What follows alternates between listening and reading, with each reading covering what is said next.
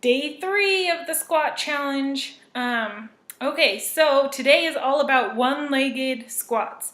So the first one that we're going to do for our challenge is called a curtsy squat. I love curtsy squats because they work the sides of the hips, which is often a really weak point for people and for most people actually. I feel like I work on hip strength for just about everybody. So I like curtsy squats because they really focus in there, and all the one-legged squats do.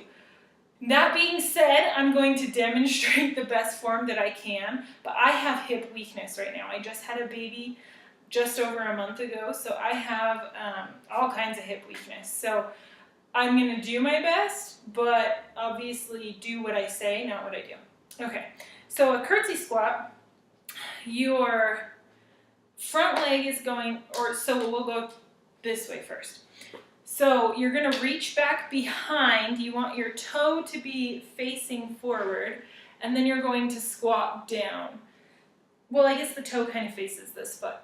So again, don't let that knee collapse over. Make sure that it's staying out over the toes, but your knee is still behind the toes. So here's what it looks like from the side. So that knee is still back behind the toe, and we still have that nice square. You want to go down as low as you can. So here, and then we're switching to the other side. Here. Good. I love these ones. I can already feel it burning the outside of my hips.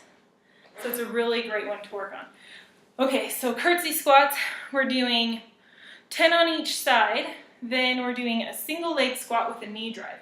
So this one, you're just going to have whichever leg you pick. Now this is going to be different for everybody. Some people have more flexibility than others. So what we're going to do is squat down as low as you can go. See how my knee is already starting to shake? That's because of my hip weakness. So you want to keep that knee as best you can over the foot. Again, making sure that knee doesn't collapse in, doesn't go over the toes. So you're going to keep it over the foot, reach back with this leg. You can tap it on the ground if you need that extra stability. I clearly do right now. Then you're going to come up and reach forward with that knee. So back and forward. Making sure we're focusing. See, I collapsed in. So making sure you're not collapsing in. Again, 10 times each side for the single leg squat with a knee drive.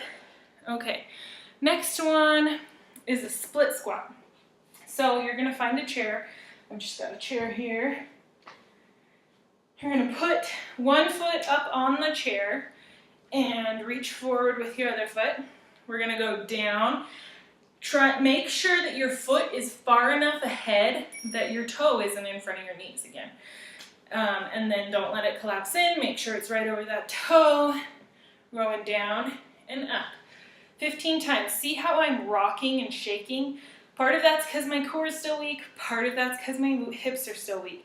If you're seeing the same thing while you're doing it, you know what you need to work on. We got to get that core built up. We got to get the lateral sides of the hips built up. Doing leg raises while you're laying on your side is going to help that. Make sure your body doesn't roll backwards so you're working the front of the leg. You want it to be working the back of this hip. So that's day 3. 10 of each of those on each side, then 3 times. Again, do more rounds if you can. Comment how it goes.